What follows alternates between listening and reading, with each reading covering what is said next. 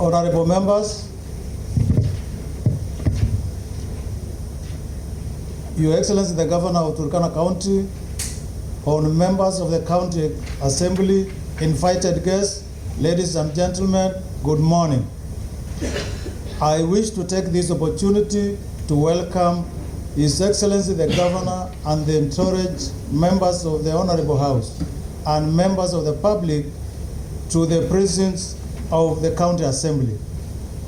Honorable members, I wish to inform the House that on Wednesday, November 19th, 2025, I received a message from the Office of the Governor conveying that he intends to deliver the 2025 annual State of the County Address to the county today, Tuesday, 2nd December 2025.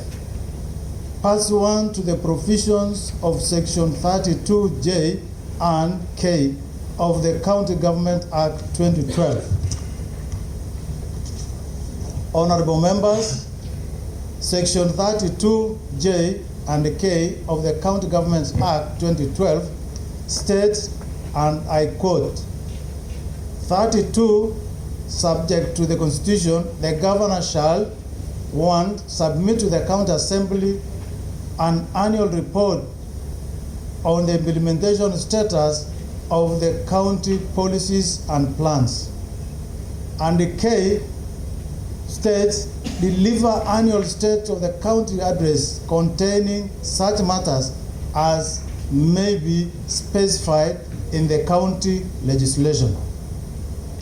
Honorable members, today is a special day dedicated to the annual State of the County Address by the Governor as provided for in our laws and statutes, and in particular Section 32K of the County Government Act 2012 and Standing Order 26 of the County Assembly of Turkana. As required by standing orders, a publication of Kenya Gazette Notice number 17549 dated 28th November 2025 notified members of this House and the general public of place, date, and time of this sitting. Therefore, honorable members, this sitting is properly convened. Honorable members, before I welcome the Governor to make his address, I wish to draw your attention to our codified rules of procedure that will apply in today's sitting. In particular, Standing Order number 27 and 28.3, Standing Order number 27 stipulates that members shall be called to order and stand in silence wherever the Governor enters or leaves the chamber. Standing Order 28.3 provides that when delivering an address to the County Assembly, the Governor shall be heard in silence and the address shall not be followed by any comments or questions.